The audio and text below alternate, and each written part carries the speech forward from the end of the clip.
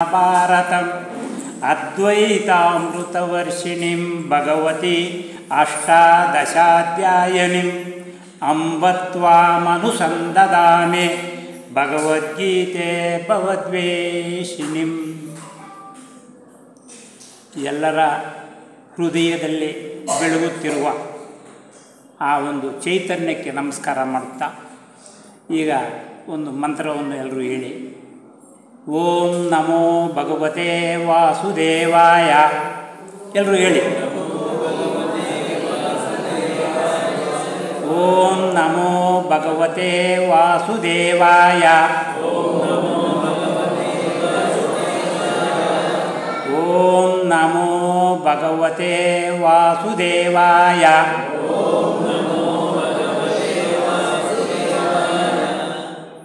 ಈ ದಿನ ಪುಣ್ಯ ದಿನ ಅಂತಂದು ಹೇಳ್ಬೋದು.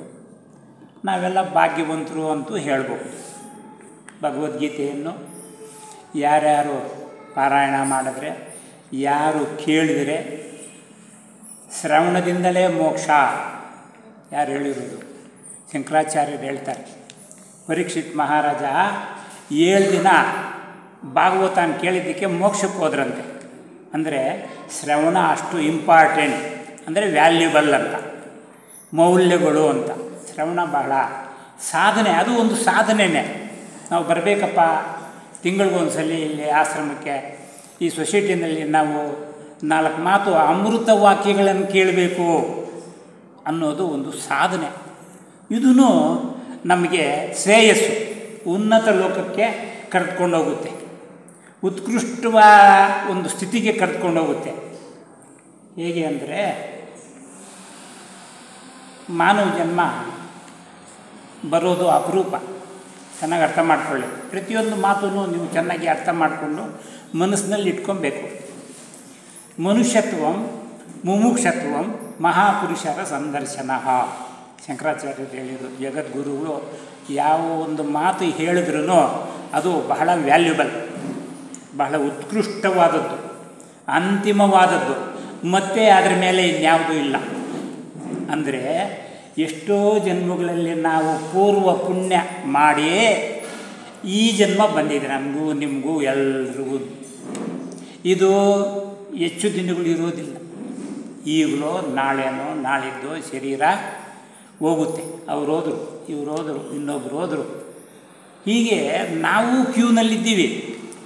ನಾವು ಒಂದು ದಿವಸ ಶರೀರನ ಬಿಡಬೇಕು ಅನ್ನೋದು ಒಳಗಡೆ ಒಂದು ಸಾಸಿವೆ ಕಾಳಷ್ಟಾದರೂ ಒಳಗಡೆ ಇರಬೇಕು. ಆ ಶರೀರನ ಬಿಡುವಷ್ಟರ ಒಳಗಾಗಿ ನಾವೇನು ಮಾಡಬೇಕು? ಪರಮಾತ್ಮ ಚಿಂತನೆ ಮಾಡಬೇಕು, ಶ್ರವಣ ಮಾಡಬೇಕು, ಆದರೆ ಪಾರಾಯಣ ಮಾಡಬೇಕು, ಸಾಧನೆ ತಪಸ್ಸು ಮಾಡಬೇಕು, ಧ್ಯಾನ ಮಾಡಬೇಕು. ಇವೆಲ್ಲ ಮಾಡಿದ್ರೆ ನಾವು ಬಂದಿರೋದಕ್ಕೆ ಸಾರ್ಥಕ. ಯಾರು ಮೆಚ್ಕೊಬೇಕು? ದೇವರು ಮೆಚ್ಕೊಬೇಕು. ಆಯಪ್ಪ ಈಯಪ್ಪ ಎಲ್ಲ ಮೆಚ್ಕೊಳೋದು. ದೇವರು ಮೆಚ್ಕೊಂಡೋಂಗೆ ನಾವು ಇರಬೇಕು. ಅಂದರೆ ನಾವು ಎಷ್ಟು ಶ್ರದ್ಧೆಯಿಂದ, ಎಷ್ಟು ಅದರ ಮೇಲೆ ಆಕಾಂಕ್ಷೆಯಿಂದ ಇರಬೇಕು ಅನ್ನೋದು ನಿಮ್ಮಷ್ಟಕ್ಕೆ ನೀವೇ ಎಲ್ಲರೂ ಆಲೋಚನೆ ಮಾಡಿಕೊಳ್ಳಿ. ಪ್ರತಿಯೊಬ್ಬರೂ ಈ ಶರೀರ ಸುಮ್ಮನೆ ಬಂದಿಲ್ಲ, ಎಷ್ಟೋ ಜನ್ಮಗಳಲ್ಲಿ ಪುಣ್ಯ ಮಾಡಿ ಬಂದಿದೆ. ಅಂಥ ಒಂದು ಶರೀರನ ನೀವು ವೇಸ್ಟ್ ಮಾಡಿಕೊಂಡ್ರೆ ಏನಪ್ಪ ಪ್ರಯೋಜನ? ಮತ್ತೆ ಬರಬೇಕು 1ನೇ ಕ್ಲಾಸಿಂದ. 84 ಲಕ್ಷ ಯೋನಿಗಳಲ್ಲಿ ನಾ ಬಂದೆ, ಏನಪ್ಪ ಪ್ರಯೋಜನ? ಕರೆಕ್ಟಾಗಿದೆ, ಸುಮ್ಮನೆ ತೆಗಿಚಲ್ಲ. 84 ಲಕ್ಷ ಯೋನಿಗಳಲ್ಲಿ ಹುಟ್ಟಿ ಬೆಳೆದು ಸತ್ತು ಆ ನೋವುಗಳು అనుభవించి ఆ దుఃఖాన్ని అనుభవించి, స్వామి నాకు ఉండేకలేదు, చాలా బాధ అయ్యింది, మీరేమో పిలుస్తారో మేము వచ్చేకైతా ఉండలేదు. ಯಾಕೆ? ಮಾಡಿರೋ ಪಾಪ ದೋಷ ಹಂಗಿದೆ. ಪಾಪದಿಂದ ಈ ಒಂದು ಅನಾನುಕೂಲ ನಮಗೆ ಆಗುತ್ತೆ. ಆದ್ದರಿಂದ ನಾವು ಪುಣ್ಯನ ಸಂಪಾದನೆ ಮಾಡಬೇಕು. ಪುಣ್ಯ ಸಂಪಾದನೆ ಮಾಡಬೇಕಾದ್ರೆ ಸತ್ಸಂಗ ಮಾಡಬೇಕು. ಇದು ಸತ್ಸಂಗ. ಸತ್ ಅಂದರೆ ನಮ್ಮ ಒಳಗಡೆ ಇದೆ ಚೈತನ್ಯ. ಚೆನ್ನಾಗಿ ಆಲೋಚನೆ ಮಾಡಿ. ನಮ್ಮ ಒಳಗಡೆ ಇರುವಂಥ ಚೈತನ್ಯ ಅದನ್ನು ನಾವು ಸ್ಮರಣೆ ಮಾಡೋದೇ ಸತ್ಸಂಗ. ನಮ್ಮ ಒಳಗಡೆ ಇರುವಂಥ ಚೈತನ್ಯ, ಇಲ್ಲ ನಮ್ಮ ಒಳಗಡೆ ಇರುವಂಥ ದೇವರು, ಇಲ್ಲ ಆತ್ಮ, ಏನೋ ಒಂದು ಹೆಸರು ಇಟ್ಕೊತೀವಿ ನಾವು ಹುಡುಗರು.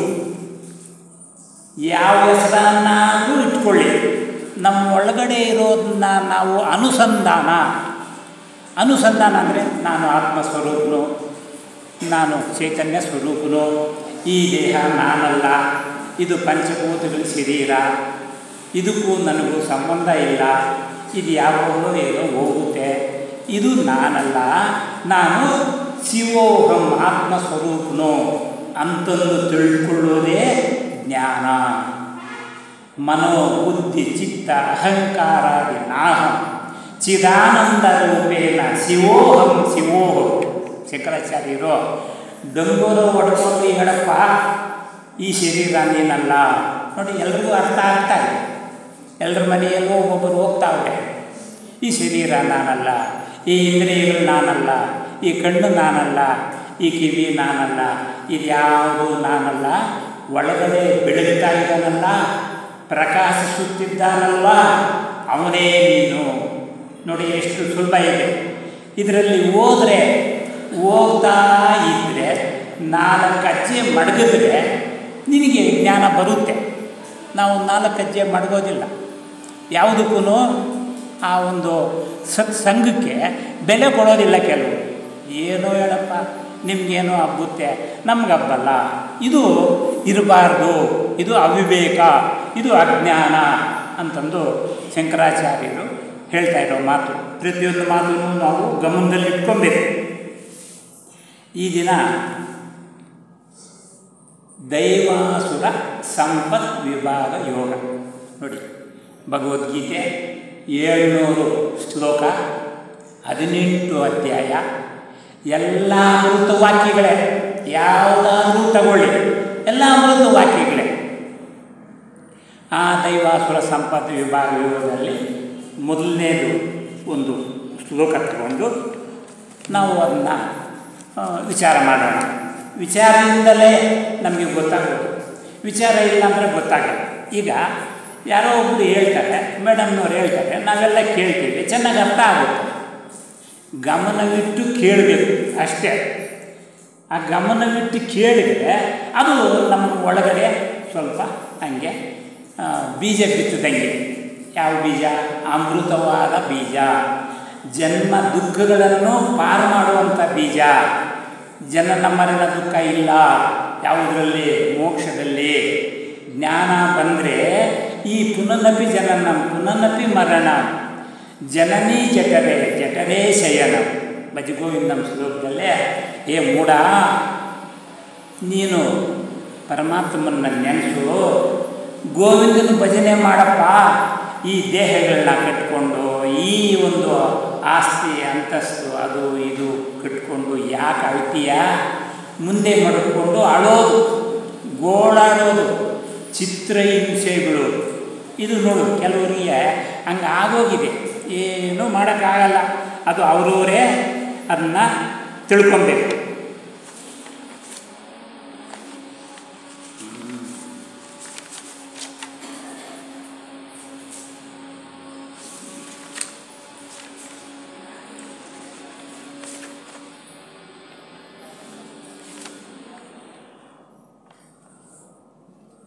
ಅಭಯಂ ಸತ್ವ ಸಂಶುದ್ಧಿ ಜ್ಞಾನಯೋಗ ವ್ಯವಸ್ಥಿತಿ ದಾನಂ ತಮಶ್ಚ ಯಜ್ಞಶ್ಚ ಸ್ವಾಧ್ಯಾಯ ಆಸ್ತವ ಆರ್ಜವಂ.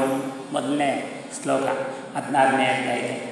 ದೈವಾಸುರ ಸಂಪತ್ ವಿಭಾಗ ಯೋಗ. ನೋಡಿ ಎಷ್ಟು ಚೆನ್ನಾಗಿದೆ. ಆ ಒಂದು ದೈವನ ತಿಳಿದುಕೊಂಡ್ರೆ ಆ ದೈವ ಗುಣಗಳನ್ನು ನಾವು ಅಳವಡಿಸ್ಕೊಬೇಕು. ಏನೋ ಹಿಂದೆ ಆಗೋಯಿತು, ಇನ್ನು ಮುಂದೆ ಆದರೂ ಆ ದೈವ ಗುಣಗಳನ್ನು ನಾವು ಹೆಚ್ಚು ಮಾಡಿಕೊಳ್ಬೇಕು. ಆ ಆಸುರ ಗುಣಗಳನ್ನು ಒಂದೊಂದೇ ಬಿಡಬೇಕು. ಹಾಗೆ ಮಾಡಿದ್ರೆ ನಾವು ಉದ್ಧಾರ ಆಗ್ತೀವಿ, ಇಲ್ಲಾಂದರೆ ಉದ್ಧಾರ ಆಗೋದಿಲ್ಲ ಅಂತಂದು ದೈವಾಸುರ ಸಂಪತ್ ವಿಭಾಗದಲ್ಲಿ ಹೇಳ್ತಾ ಇದ್ದಾರೆ. ಈಗ ನೋಡಿ, ಅದಕ್ಕೆ ಸಂಬಂಧಪಟ್ಟ ಹಾಗೆ ಈಗ ಅಮ್ಮನವರಿಗೆ ಎಲ್ಲ ಚೆನ್ನಾಗಿ ಗೊತ್ತು, ಅಕ್ಕಿ ಕ್ಲೀನ್ ಮಾಡಬೇಕು. ಕ್ಲೀನ್ ಮಾಡಿ ಅದನ್ನ ಅನ್ನ ಮಾಡ್ತಾರೆ, ತಿಂತೀವಿ. ಲಕ್ಷಾಧಿಕಾರೇನ ಲವಣ ಮನ್ನನೆಗಾನೆ ಮೆರಗು ಬಂಗಾರು ಮಿಂಗಬೋಡು. ಅನ್ನನೇ ನಾವು ತಿನ್ನೋದು. ಅನ್ನ ತಿಂದ್ರೇ ತೃಪ್ತಿ.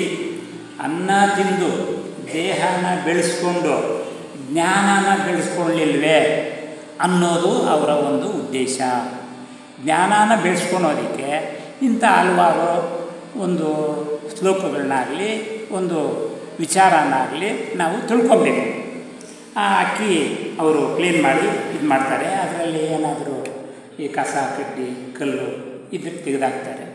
ಹಾಗೆ ಮತ್ತು ನಾವೆಲ್ಲ ಕೆಲವರು ರೈತರಿದ್ದೀವಿ, ನಾವು ರಾಗಿ ಪೈರನ್ನ ಹಾಕ್ತೀವಿ. ರಾಗಿ ಪೈರು ಬೆಳೆ ಹಾಕಿದಾಗ ಅದರಲ್ಲಿ ರಾಗಿ ಪೈರಿಗಿಂತ ಕಸ ಹೆಚ್ಚಾಗಿ ಬೆಳೆಯುತ್ತೆ. ಸ್ವಲ್ಪ ನೋಡಿರ್ಬೇಕು, ಎಲ್ಲರೂ ನೋಡಿರ್ತಾರೆ. ನಾನೇನು ನೋಡಿದ್ದೀನಿ ನಮ್ಮ ಹೊಲದಲ್ಲಿ, ನಿಮ್ಮ ಹೊಲದಲ್ಲಿ, ಎಲ್ಲ ಹೊಲದಲ್ಲಿ ರಾಗಿ ಪೈರು, ರಾಗಿನ ನಾವು ಬೆಳೆ ಇಟ್ಟರೆ, ರಾಗಿ ಬಿತ್ಕೊಂಡು ಬಂದರೆ ಮತ್ತು ಅದು ಆ ರಾಗಿ ಪೈರಿಗಿಂತ ಕಸ ಹೆಚ್ಚಾಗಿ ಬೆಳೆಯುತ್ತೆ. ಅದನ್ನ ನಾವು ತೆಗಿಬೇಕು. ಅಕಸ್ಮಾತ್ బుద్ధివంతంతింద కొందరు ఉంటారు ఏమే నిద్రపోయే వరకు మెలుకో ఉంటారు. అట్లా వాళ్ళు ఏమి తీయకుండా ఉంటే చెత్త ఉన్నీలే అంటని ఆ ఏడాది తీసేది. తీయకుండా ఉంటే అప్పుడు ఏమైతుంది, ముందర ఏడాది రాగలు చెల్లాను, రాగలు రాదు, అంతా ముండ్ల చెట్లే వస్తాయి. ఇప్పుడు ఆలోచించేయండి, ಗಮನ ಇಟ್ಟು ಕೇಳಿ. ಈ ಜನ್ಮದಲ್ಲಿ ನಾವು ಸಾಧನೆ ಮಾಡದೇ ಇದ್ದರೆ, ಚೆನ್ನಾಗಿ ಅರ್ಥ ಮಾಡಿಕೊಳ್ಳಿ, ಈ ಜನ್ಮದಲ್ಲಿ ನಾವು ಸಾಧನೆ ಮಾಡದೇ ಇದ್ದರೆ ಮುಂದಿನ ಜನ್ಮನೇ ಮಾನವ ಜನ್ಮ ಬರೋದಿಲ್ಲ. ಭಗವದ್ಗೀತೆ ಹೇಳ್ತಾ ಇದೆ, ನಹಿ ಜ್ಞಾನೇನ ಸದೃಶಂ ಜ್ಞಾನೇನ ಹೀನ ಪಶುಭಿ ಸಮಾನ. ಪಶುವಾಗಿ ಹುಡ್ತೀಯೋ, ನಾಯಾಗಿ ಹುಡ್ತೀಯೋ, ಏನಾಗಿ ಹುಡ್ತೀಯೋ ಗೊತ್ತಿಲ್ಲ. ಅದಕ್ಕೋಸ್ಕರ ಎಷ್ಟು ಎಚ್ಚರ ಇರಬೇಕು ನಾವು. ಈ ದೇಹ ಯಾವಾಗ ಹೋಗುತ್ತೋ ಏನೋ ಅದಕ್ಕೂ ಗ್ಯಾರಂಟಿ ಇಲ್ಲ. ಒಂದು ಮಾತ್ರೆ ತಗೊಂಡ್ರೆ ಅವನು ಹೇಳ್ತಾನೆ, ನೋಡಪ್ಪ ಇದು 1 ವರ್ಷ ಟೈಮು, 1 ವರ್ಷದಾಗ ಮಾತ್ರೆ ತಗೋಪ್ಪ ಅಂತಂತಾನೆ, ಬಳಸಿಬಿಡು ಅಂತ.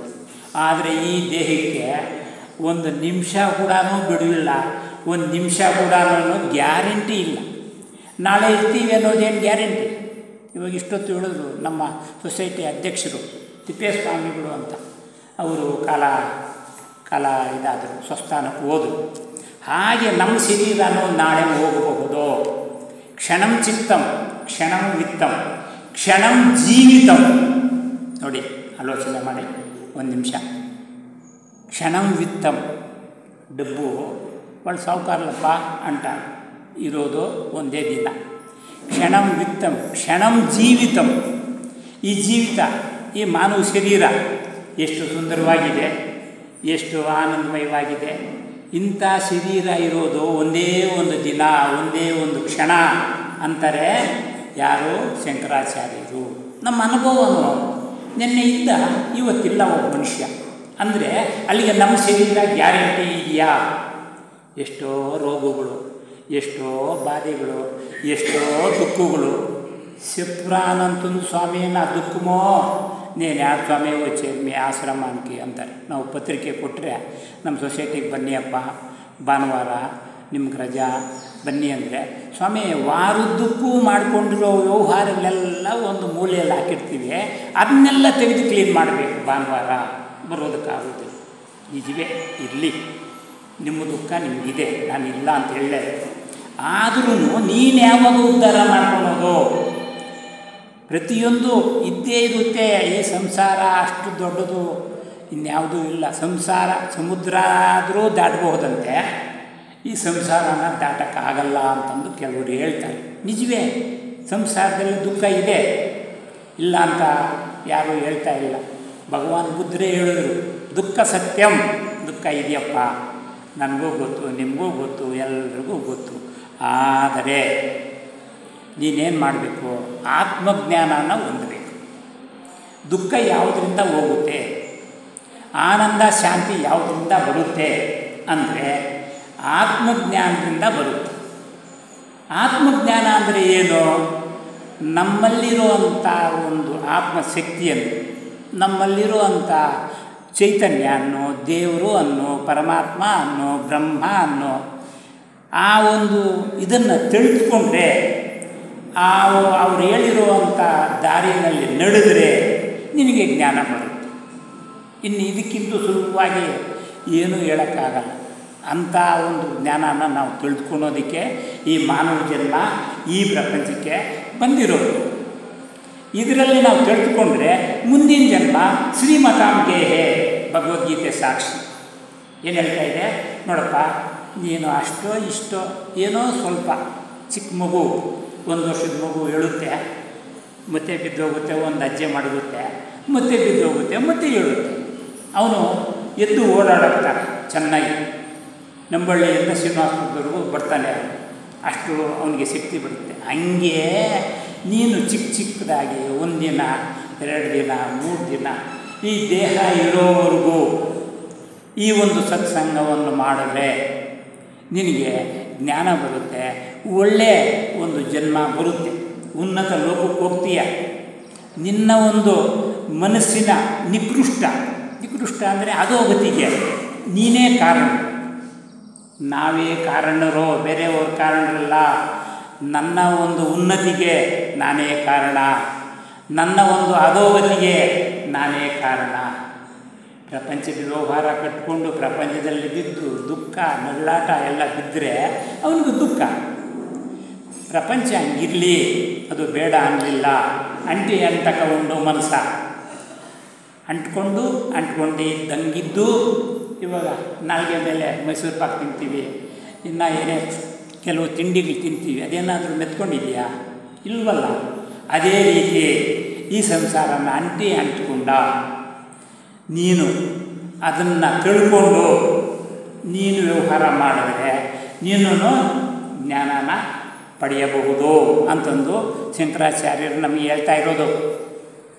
ಅದೇ ರೀತಿಯಲ್ಲಿ ನೋಡಿ, ಈ ಒಂದು ದೈವ ಗುಣಗಳು ಬೆಳೆಸ್ಕೊಂಡ್ರೆ, ದೈವ ಗುಣಗಳನ್ನು ನಾವು ಅಳವಡಿಸ್ಕೊಂಡ್ರೆ ನಮಗೆ ನಾವೇ ಒಂದು ದೇವರ ಸಾನ್ನಿಧ್ಯಕ್ಕೆ ಹೋಗ್ತೀವಿ. ನೋಡಿ, ದೈವ ಗುಣಗಳಿಗೂ ಆಸುರ ಗುಣಗಳಿಗೂ ಇರುವ ವ್ಯತ್ಯಾಸನೇ ಇಲ್ಲಿ ನಾವು ವಿಂಗಡಣೆ ಮಾಡ್ತಾ ಇದ್ದೀವಿ.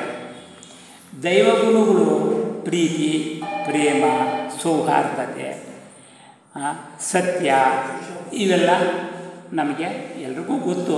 ಅದರಲ್ಲೂ ಒಂದು ಸತಿ ರಿಪೀಟ್, ಇನ್ನೊಂದು ಸಲ ನಾವು ಅಂದ್ಕೊಂಡ್ರೆ ಚೆನ್ನಾಗಿ ಅರ್ಥ ಆಗುತ್ತೆ. ಇವೆಲ್ಲ ಇದ್ದರೆ ದೈವ ಗುಣಗಳು ನಮ್ಮಲ್ಲಿ ಬೆಳೆಯುತ್ತೆ. ದೈವ ಗುಣಗಳು ಹೇಗೆ ಬೆಳೆಯುತ್ತೆ ಅಂದರೆ ನಾವು ಪ್ರಯತ್ನ ಮಾಡಿ ಅದನ್ನು ಪಡಿಬೇಕು. ಪುರುಷ ಪ್ರಯತ್ನ ಮಾಡಬೇಕು, ದೈವ ಗುಣಗಳನ್ನ ಅಳವಡಿಸ್ಕೊಬೇಕು. ಯಾರೋ ಏನೋ ಒಂದು ಮಾತು ಅಂತಾರೆ, ಹಾಗೆ ಸಡನ್ನಾಗಿ ನಾವು ಬೈದ್ಬಿಟ್ರೆ ಅದು ದೈವ ಗುಣ ಆಗೋದಿಲ್ಲ, ಅದು ಆಸುರ ಗುಣನೇ ಆಗುತ್ತೆ. ಇವಾಗ ದೈವ ಗುಣಗಳಿಗೆ ಭಗವಾನ್ ರಾಮದೇವರನ್ನ ನಾವು ನೆನೆಸ್ಕೊಬೋದು. ರಾಮರು, ದಶರಥ ಮಹಾರಾಜರ ಮಗ ರಾಮ, ದೈವ ಗುಣಗಳು. ಅದೇ ಆಸುರ ಗುಣಗಳು ಅಂದರೆ ರಾವಣಾಸುರ ನೋಡಿ, ಆಸುರ ಗುಣ ಅಂದರೆ ರಾವಣಾಸುರ. ರಾವಣ ಅಂತಂದು ಯಾರೂ ಹೆಸರು ಇಟ್ಕೊಳೋದಿಲ್ಲ ಪ್ರಪಂಚದಲ್ಲಿ, ಆದರೆ ರಾಮ ಅಂತ ಹೆಸರು ಎಲ್ಲರೂ ಇಟ್ಕೊತಾರೆ. ನಾನು ರಾಮನಾಗಬೇಕು ಅನ್ನೋದು ಒಳಗಡೆ ಇರುತ್ತೆ, ಅದು ಒಂದು ಅನಿಸಿಕೆ ಅವರಿಗೆ. ಹಾಗೆ ನಾವು ದೈವ ಗುಣಗಳನ್ನು ಬೆಳೆಸ್ಕೊಬೇಕು, ಆಸುರ ಗುಣಗಳನ್ನು ಒಂದೊಂದೇ ಬಿಡಬೇಕು, ನೋಡಬೇಕು, ಪರಿಶೀಲನೆ ಮಾಡ್ಕೊಬೇಕು. ನಮ್ಮಷ್ಟಕ್ಕೆ ನಾವೇ ಇವತ್ತು ಏನಾಯಿತು, ನೆನ್ನೆ ಏನಾಗಿದೆ, ಆಸುರ ಗುಣನ ಬಿಡೋಣ. ಕೋಪ ಮಾಡ್ಕೊಳೋದು ಬೇಡ, ಒಬ್ಬರನ್ನ ಬೈಯೋದು ಬೇಡ, ಒಬ್ಬರನ್ನ ನಿಲ್ಲಿಸೋದು ಬೇಡ. ಅಹಿಂಸೋ ಪರಮೋ ಧರ್ಮ. ಬಾ, ಎಷ್ಟು ಮಹಾವಾಕ್ಯನೋ ಇದು. ಯಾರಿಗೂ ಹಿಂಸೆ ಕೊಡಬೇಡಪ್ಪ, ಅವರಲ್ಲಿರೋದು ನಾನೇ ಪರಮಾತ್ಮನು, ನಿನ್ನಲ್ಲಿರೋದು ನಾನೇ ಪರಮಾತ್ಮನು ಅಂತಂದು ನಮಗೆ ವೇದ ಉಪನಿಷತ್ತು ಹೇಳ್ತಾ ಇದೆ. ಆದರೆ ನಾವೇನು ಮಾಡಿಬಿಡ್ತೀವಿ, ಹೆಂಗಂದರೆ ಹಂಗೆ ಸಿಕ್ಕಾಪಟ್ಟೆ ಬೈದ್ಬಿಡ್ತೀವಿ ಇನ್ನೊಬ್ಬರನ್ನ. ಅಲ್ಲಿಗೆ ಯಾರನ್ನ ಬೈದಂಗಾಯಿತು ಆಲೋಚನೆ ಮಾಡಿ, ದೇವ್ರನ್ನೇ ಬೈದಂಗಾಯಿತು. ಎಲ್ಲರಲ್ಲೂ ಸರ್ವಂತರ್ಯಾಮಿ ಪರಮಾತ್ಮ ಇರೋವಾಗ ನೀನು ಅವ್ರನ್ನ ಯಾಕೆ ಬೈದೆ, ನೀನು ಕೆಲಸಕ್ಕೆ ಬಾರ್ದವನು, ನೀನು ಹಂಗೆ ನೀನು ಹಿಂಗೆ ಅಂತಂದು ನೀನು ಬೈದಿದ್ದು ಯಾರನ್ನ? ನನ್ನೇ ಬೈದಿದ್ದೀಯಾ? ಹೇಳ್ತಾ ಇದೆಯಲ್ಲ, ವೇದ ಹೇಳ್ತಾ ಇದೆ, ಶಾಸ್ತ್ರ ಹೇಳ್ತಾ ಇದೆ. ಇತಿ ಗೀತಾ ಶಾಸ್ತ್ರಂ ಪ್ರಮಾಣಂತೆ, ಭಗವದ್ಗೀತೆ ಹೇಳ್ತಾ ಇದೆ. ನೋಡಪ್ಪ, ನಿನ್ನಲ್ಲೂ ಆತ್ಮ ಇದೆ. ನೀನು ಇನ್ನೊಬ್ಬರಿಗೆ ನೋವು ಕೊಟ್ಟರೆ, ಇನ್ನೊಬ್ಬರಿಗೆ ದುಃಖ ಕೊಟ್ಟರೆ, ಚೆನ್ನಾಗಿ ಆಲೋಚನೆ ಮಾಡಿ, ಆ ದುಃಖ ನೀನು ನನ್ನನ್ನು ಬೈದಂಗೆ, ಮತ್ತು ಆ ದುಃಖ ಸುತ್ತಕೊಂಡು ನಿನಗೇ ಬರುತ್ತೆ. ನಾನು ಇನ್ನೊಬ್ಬರಿಗೆ ದುಃಖ ಕೊಟ್ಟರೆ, ಚೆನ್ನಾಗಿ ಆಲೋಚನೆ ಮಾಡಿ, ಆ ದುಃಖ ಸುತ್ತಕೊಂಡು ಮತ್ತೆ ನನಗೆ ಬರುತ್ತೆ. ನೋಡಿ, ಒಂದು ಆಪ್ಷನ್. ಇನ್ನೊಂದು ಆಪ್ಷನ್ ನೋಡಿ, ನಿನಗೆ ಯಾರಾದರೂ ಬೈದರೆ, ನಿನಗೆ ಯಾರಾದರೂ ದುಃಖ ಕೊಟ್ಟರೆ, ನೀನು ಅಂಥ ದುಃಖನ ಇನ್ನೊಬ್ಬರು ಕೊಡಬೇಡ. ನೋಡಿ, ಇದೂ ಸ್ವಲ್ಪ ಕಷ್ಟ ಅರ್ಥ ಮಾಡ್ಕೊಳೋದು.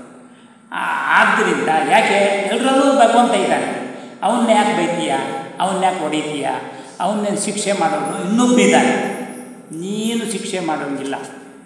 ಡಾಕ್ಟ್ರು ಆಪ್ರೇಷನ್ ಮಾಡಿ ಅದೇನೋ ಹೊರತೆಗಿರೋಂಥ ನರನ ತೆಗೆದ್ರೆ ಅವನು ಚಾಕು ಉಪಯೋಗಿಸ್ಬೋದು, ಆದರೆ ನಾವುಗಳು ಚಾಕು ಉಪಯೋಗಿಸೋಂಗಿಲ್ಲ. ಚೆನ್ನಾಗಿ ಅರ್ಥ ಮಾಡ್ಕೊಳ್ಳಿ. ಹಾಗೆ ಈ ಒಂದು ವೇದದಲ್ಲಿ ಭಗವದ್ಗೀತೆ ನಮಗೆ ಈ ಒಂದು 700 ಶ್ಲೋಕ ಅಮೃತ ಶ್ಲೋಕಗಳು. ಎಷ್ಟೆಷ್ಟು ಒಂದೊಂದು ಶ್ಲೋಕಕ್ಕೆ ಅರ್ಥ ಇದೆ ಅಂದರೆ, ಒಂದು ಶ್ಲೋಕಕ್ಕೆ ಒಂದು 3/4 ಗಂಟೆ 1 ಗಂಟೆ ಉಪನ್ಯಾಸ ಅದಕ್ಕೆ ಮಾಡಬಹುದು. ಅಷ್ಟು ಒಂದು ಇದಿದೆ ಅದಕ್ಕೆ.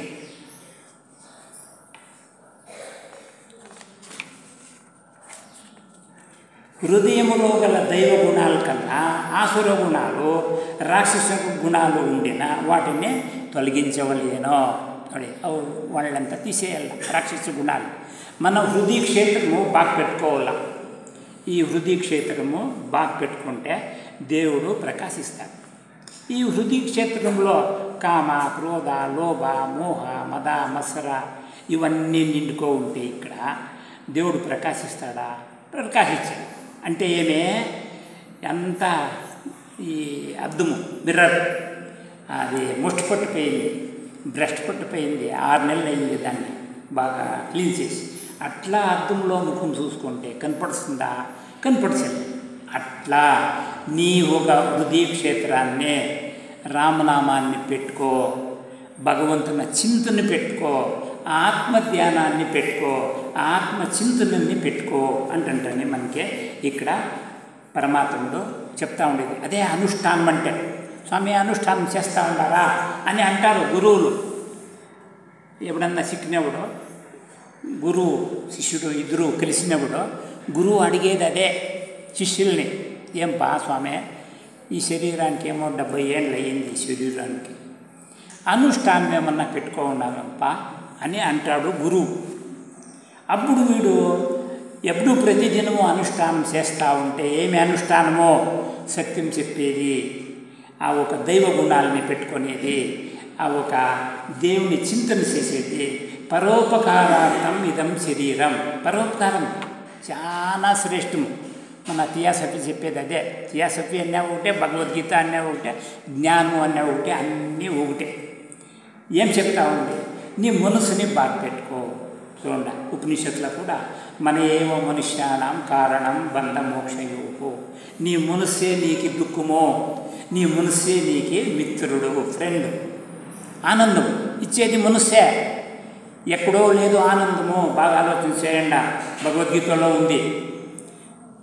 ఆనందము, శాంతి నీలోనే ఉండేది. అది మనమే సంపాదించుకోవాలా.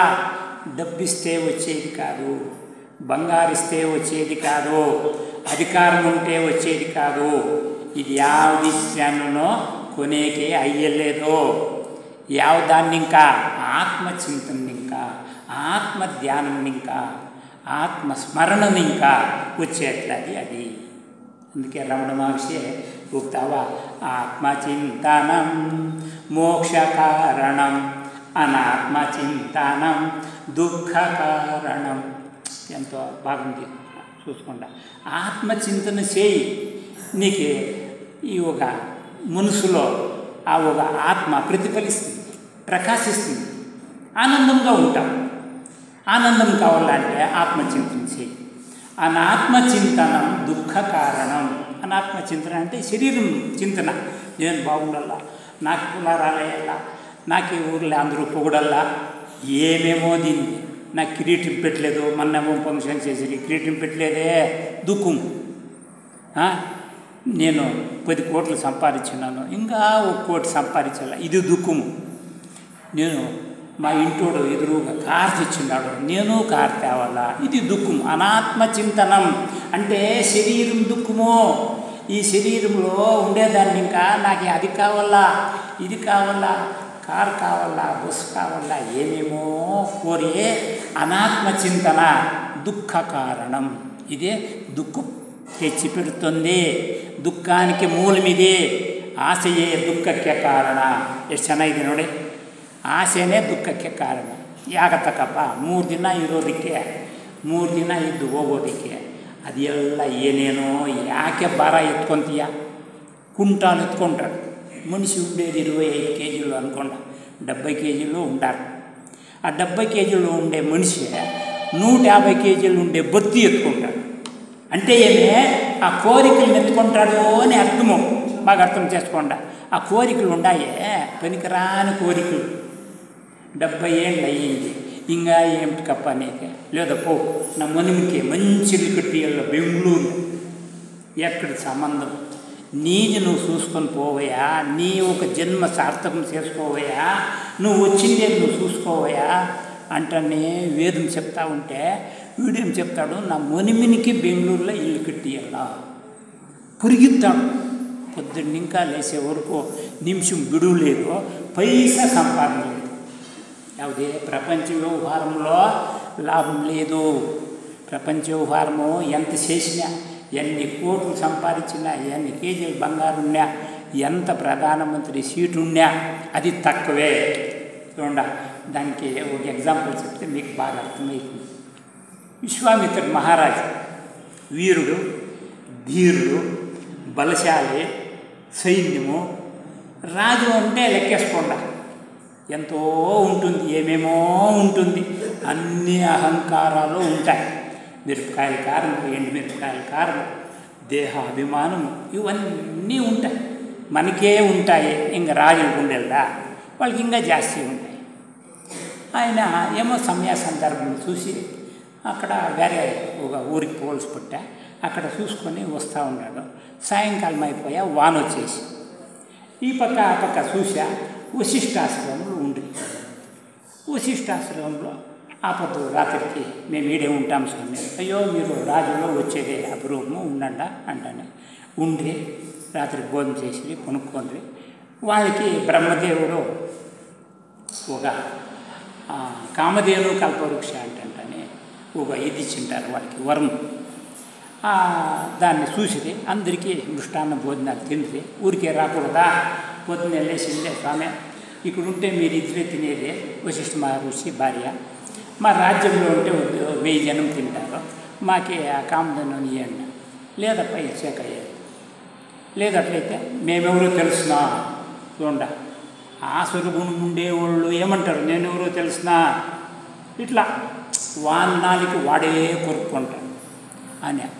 లేదప్ప వద్దు అని ఎంత చెప్పినా ఇంగ్లేదు. ఈడ్చుకొని పోయే షురూ చేశా. కడాకి ఇద్దరికి యుద్ధమాయా. వశిష్ఠ మహర్షి తవేమీ లే, ఆడ కూర్చొని పరమాత్మని చింతన చేసి కూర్చొని వీడు ఉండిన బాణాలు ఎంత వేసా, కత్తిల్లా కొట్టా, నీళ్ళని కొత్తలే కడితే తెగుతుందా, నీళ్ళని కత్తిలే కొడితే తెగుతుందా, అట్లా కొట్టా. ఏం చేసినా కాదు, ఉండిన బాణాలు ఎంత అయిపోయా, ఓడిపోయా, అవమానం అయిపోయా. అవమానం అయితేనే బేజారైపోయా. ఇంత రాజు ఇంత ఇది నేను బేజారైపోయినే, నేను ఓడిపోతున్నా అంటాను. ఇందే వాడేం చేశా, మంత్రిని పిలిచిందే, అప్ప నేను ఇంకొచ్చేలేదు రాజ్యానికే, నేను ఈ ఒక అవమానానికి తాళలేదు అంటానింది. ఒక శ్లోకం చెప్తా చూడండి, వినండి, బాగుంది, ఎప్పుడన్నా జ్ఞాపకం చేసుకోండి. క్షత్రియ బలం దిగ్బలం, బ్రహ్మబలం తేజోబలం, తేజోబలం తేజోబలం. అంటే నా క్షత్రియ బలము, నా సైన్యము బలము, నా రాజతనము, ఇవన్నీను ఆ బ్రహ్మబలం తావ ఓడిపోయా. అంటే బ్రహ్మబలమే ఇచ్చు, బాగా ఆలోచన చేయండి. ఆ బ్రహ్మబలాన్నే మనం సంపాదించాలా అని వేదం చెప్తా ఉండేది మనకి, మనందరికీ. మన ఆశ్రమంలో చెప్పేది అప్పుడు బ్రహ్మబలాన్నే. అప్పుడు తెలుసుకోండి, వద్దు ఇది తక్కువే. ఇప్పుడే మనం చెప్తా ఉన్నాం కదా, వేదం చెప్తా ఉంది కదా, అది ప్రపంచం వ్యవహారం ఎంత ఉన్నానో